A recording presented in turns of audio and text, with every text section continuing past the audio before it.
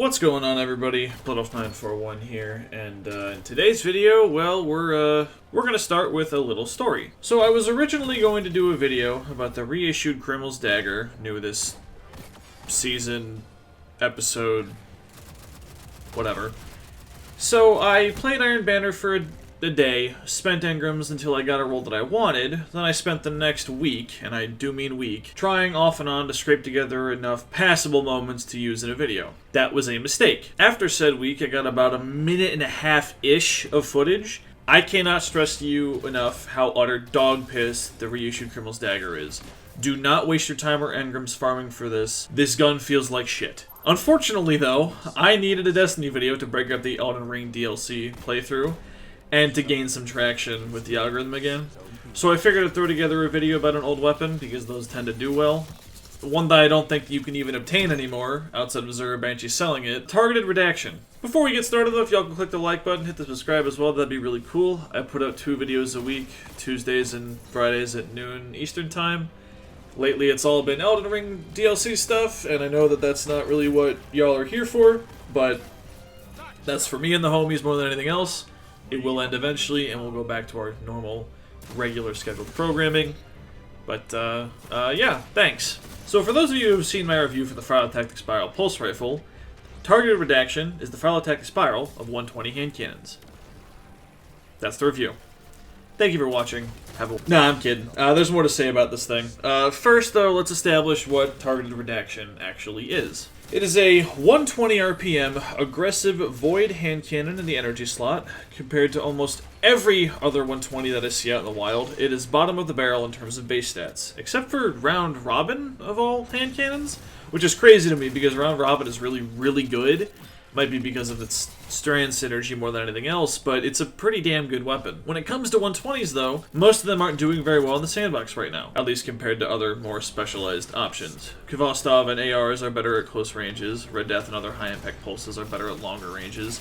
You know the drill, you've played in the Crucible lately. The heavy ability usage and absurd level of dominance Prismatic Hunter has with Threaded Spectre, Swarm Grenade, and Storm's Edge really discourages 120s, and in a 1v1 setting, you get punished by the decoy tanking the shot way too much compared to every other primary option. And getting chipped away at by a Swarm Grenade Scorch means you aren't at full HP when you enter a duel, not to mention the visual flinch. It's just not a good idea to use a 120, usually.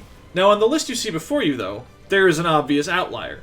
The Adept Igneous Hammer. That gun is a crazy statistical anomaly with great PvP perk options, a clear sight, minimal muzzle flash, and sits in the energy slot as a legendary weapon. All of that is to say that targeted Redaction will not outfight an Igneous Hammer, and that should not be a surprise.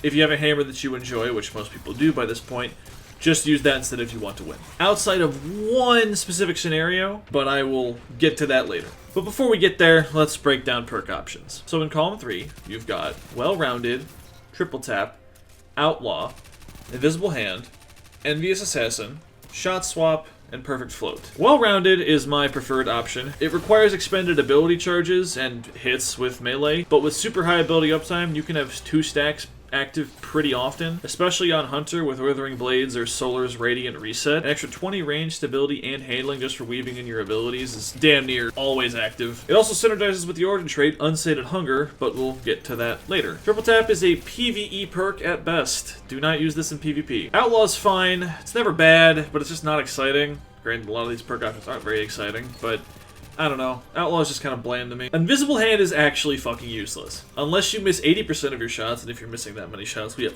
other things to worry about. You don't need loadout help, you need other help. So don't bother with this perk. It's actually useless. Envious Assassin is not a good idea to use in a primary, and it's also not a good PvP perk. Shot Swap is usable. If you're really leaning into Harmony, it's got some decent synergy. Perfect Float is also usable. It's not something I really enjoy building into, airborne effectiveness, but flinch resist on precise weapons is great, and jump shots are also pretty possible with 120s, so it's worth looking into.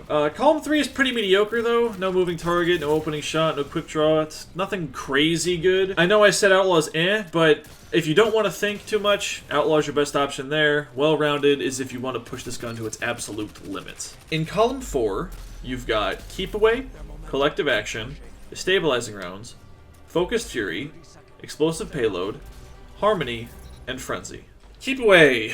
Oh boy. Okay, alright. Look, it's Keep Away's here again. Column 4 is once again dominated by Keep Away supremacy. Look, I've said it before, but I really don't see how this perk could ever be a bad option on primaries. Pushing your effective range and increasing your accuracy will always be good. It either needs a nerf, or to have other specialized options that break things open when paired with something in the other column. I don't see how you could justify not using Keep Away over other options in a primary. I just don't understand it. Maybe on certain SMGs and certain sidearms, but I don't know, it pushes your effective range out and makes your accuracy better. Like, it's just so fucking good. Collective action used to be absolutely busted when paired with a stasis build, specifically on this gun, actually. But now it's a 10% damage buff, and it doesn't adjust your time to kill unless you're fighting people under tier 7 resilience, and there's like 6 people in the entire Crucible doing that right now. So, fighting them take advantage of that, I guess, but otherwise, I don't think this is ever worth it. The Stabilizing Rounds is a PvE perk, and only works in every situation where you're outnumbered and going to lose the gunfight. Focused Fury, also PvE perk. Don't use unless you hate yourself. Explosive Payload is fine, not my favorite. Same vein as Outlaw, to be honest with you. Extra Visual Flinch is cool, but I don't really think it needs the damage fall off help. It's a 120, those are kind of rangy. I really wish I wanted to use Harmony more. It's fun, encourages a minigame type playstyle, and it opens up synergies with lesser used perk options. It's a very cool perk. I just don't really care. The damage buff is whatever. The handling is honestly why I would rather use it. The damage buff is a nice tack on, but I don't know. I want to use this perk. I should use it more. Frenzy!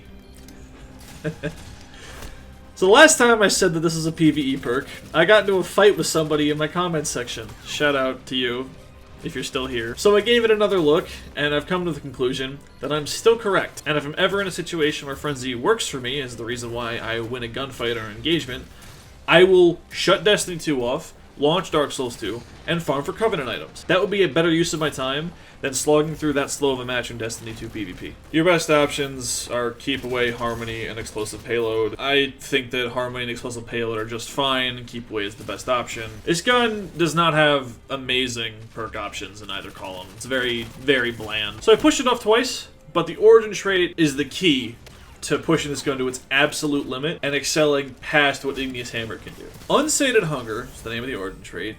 It gives a massive stat boost when no abilities are charged. You pair it with 2 stacks of Well-Rounded, have Keep Away active, and plus enhanced stats and a Range Masterwork, and it puts your range and handling at 100, and your stability at 69. Nice. Pretty cracked. Obviously the perfect scenario and something you'll be able to take advantage of or plan for consistently, and you really shouldn't want to have no abilities when going into a gunfight, but when shit's hit the fan, you're backed into a corner, it's nice to have any advantage possible. As far as pairings go, I like closer range options. Pretty much all the footage you'll see has me using the multi-mock I reviewed a few months ago. If you've got one from the most recent Iron Banner, give it a shot. A Breakneck with Onslaught wouldn't be bad. If you're into Rufus's Fury, that's a possible option. It's a legendary, so you could always go Conditional Finality, or Vostov. The new Slug Shotgun, Someday, has been making waves, and I can't tell why, but it pairs well with Targeted Protection. You've got options. Just stay away from Pulse Rifles and Scouts. A lot of range overlap there, not really ideal. I personally don't like using sidearms and hand cannons.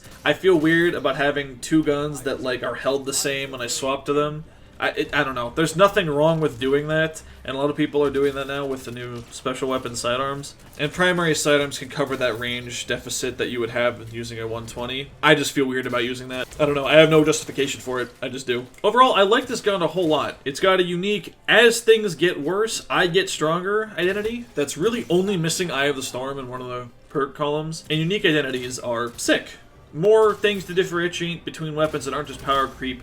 Please, Bungie. I know that you're kind of backed into a corner having to issue weapons and have them compete, but I think if you just give them unique spots in the sandbox and not just be the end-all be-all option, things go better. Things are much more healthy and things are a lot more fun too. But nuts on the table, and you've got to use a 120, just use Igneous Hammer. It's much better and consistently fights above its weight class. His gun's fine, you just shouldn't use it, so I don't think you can get it anymore either, like I said. I'm pretty sure that, you know, your options are Banshee or Zur. Good luck if it ever gets sold with the roll that you want.